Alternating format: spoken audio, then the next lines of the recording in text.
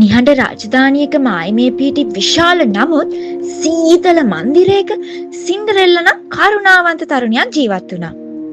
ඇයගේ කුඩා කල ඇය ඉතාමත් ආදරෙන් සතුටින් ජීවත් වුණා. ඇගේ පියා මෘදු හා කරුණාවන්ත උණුසුම් කෙනෙක් වුණ අතර ඇගේ ළමා කාලේ සිනහවෙන් පිරී තිබුණා. ඇය හොඳින් ආදරේ දැන සිටියා. මවගේ වියෝගයෙන් පසුව පියා සුළු මවක් ගෙනාවා.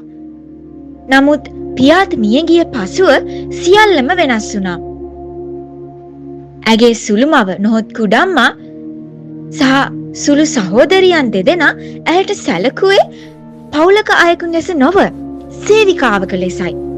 හිරු උදාවේ සිට හිර බැස යන තෙක්ම සින්ඩරෙල්ලා බිම පිරිසිදු කළා, පිඟන් සේදුවා, රිදී ඔප දැමුවා, ගිනි උදුන්නස් කළා.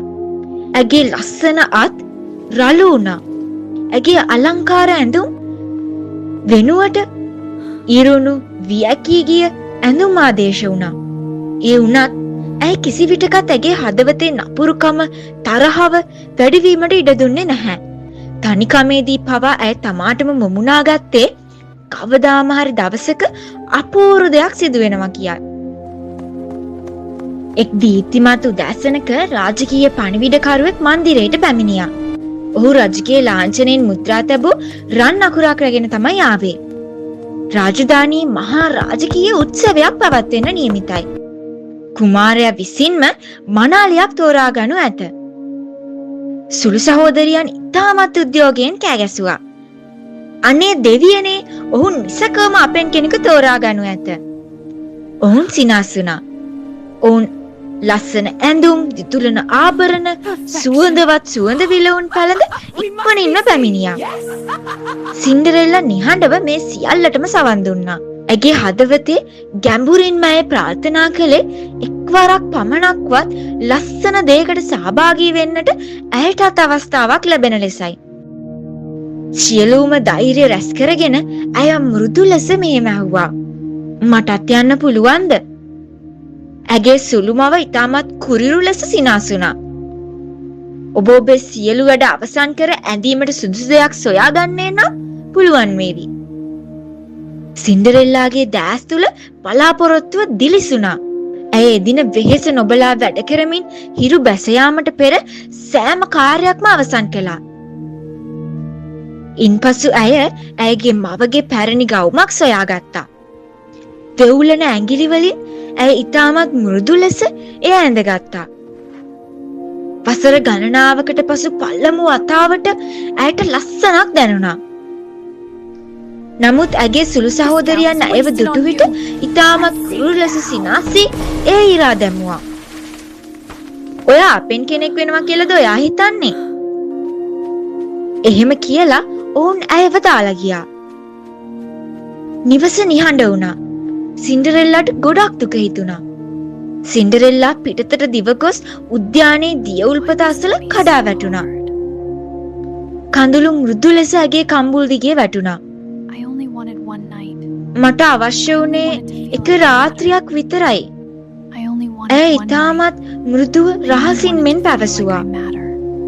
මට අවශ්‍ය වුණේ මම වැදගත් කියලා දැනෙන්න විතරයි. අහසේ සඳ ඉහළට නැගුණා. ඊට පස්සේ ඇය පිටුපසේ මෘදු දීප්තියක් දිස්සුණා.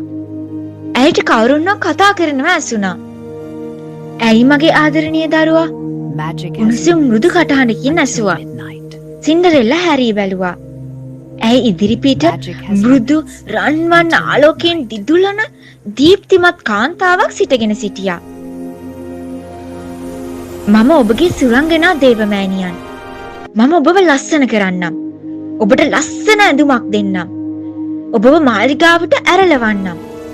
නමුත් එකක් මතක තබා ගන්න ඕනේ. ඇය කරුණාවෙන් පැවසුවා.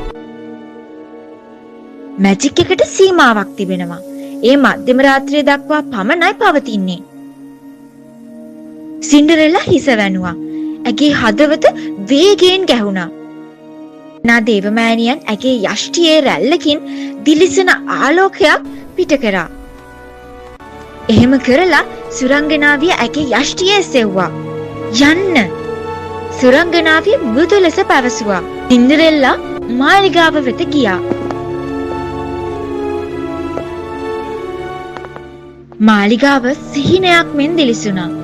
ස්පටික පහන් කූඩු ඉහළින් දැලසුණා. මහා බෝල්රූම් හරහා සංගීතේ ගලා ගියා. සින්ඩරෙල්ලා ඇතුළු විට මුළු කාමරේම නිහඬ වුණා. කුමාරයා හැරී බැලුවා. ඔවුන්ගේ ඇස් හමු වුණා.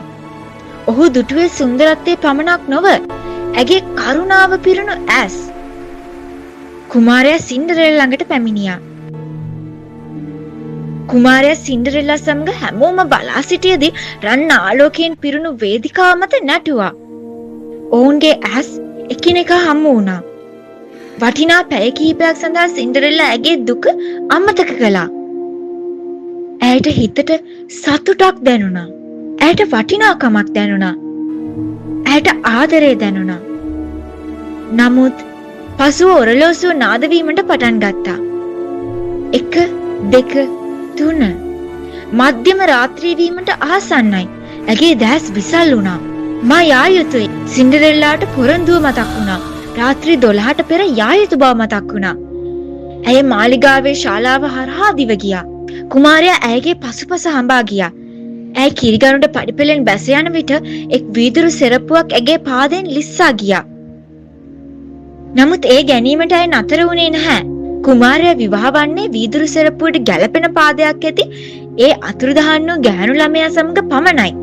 රාජකීය ආරක්ෂකයන් ගෙයින් ගෙට ඇයව සෙව්වා. අවසානයේ ඔවුන් සින්ඩරෙල්ලාගේ නිවසට ළඟා වුණා. සුළු සහෝදරියන් උනන්දුවෙන් ඉදිරියට පැමිණ සියුම් සෙරප්පුව ඔවුන්ගේ පාදවලට බලහත්කාරයෙන් ඇතුළු කරන්න උත්සාහ කළා. නමුත් ඒ ගැළපුණේ නැහැ. කුමාරයා පිටව යාමට සැරසුණා. එවිට පිටිපසින් මෘදු හඬක් ඇසුණා. සුළු සහෝදරියන්ගේ සමච්චල් සිනහවෙන් කාමරේම පිරී ගියා. නමුත් කුමාරයා සින්ඩරෙල්ලා ඉදිරියට ගියා. ඇයි තාමත් කරුණාවෙන් වාඩි වෙලා සෙරප්පුව තම පාදයට දැම්මුවා. කකුල හරියටම සෙරප්පුවට ඇතුල් වුණා. ඒ ඉතාමත් හොඳින් ගැලපුණා. ඇගේ සාක්කුවෙන් ඇයි දෙවන සෙරප්පුවත් එළියට අරගෙන ඒ කකුලට දැම්මුවා. කුමාරයාගේ දැස් විසල් වුණා. එය ඔයා.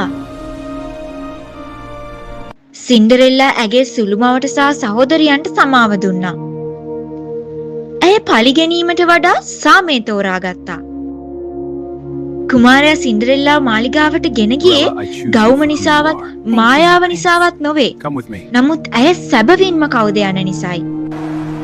සින්ඩරෙල්ලා තුළ තිබූ කරුණාවන්ත, ඉවසිලිවන්ත, නිර්භීත සහ බලාපොරොත්තු සහගත බව නිසායි. ඉක්මනින්ම රාජධානිය ප්‍රීතියෙන් පිරුණු රාජකීය විවාහ මංගල්‍යයක් සැමරුණා.